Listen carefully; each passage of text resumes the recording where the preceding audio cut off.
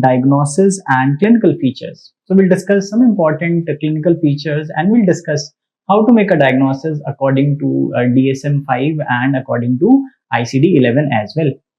So when we're making a diagnosis, we know the diagnosis is usually based on the psychiatric history which we get from the patient as well as from our examination. So usually it's a clinical diagnosis, but let's also discuss there are certain other key features which we may focus upon when we are taking history and we are examining the patient. So let's discuss some of those key features here.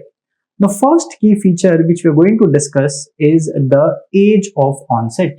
Now, usually we have talked about this, that OCD has a earlier age of onset, but also remember that sometimes the age of onset may be late.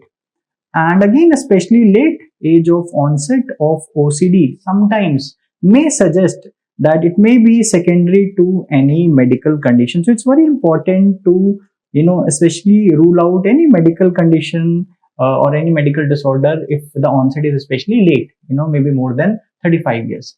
Also, we have discussed that males usually have a earlier age of onset, while in females, we have seen that in adulthood, females have a higher prevalence. So more cases may be there in the adulthood in females.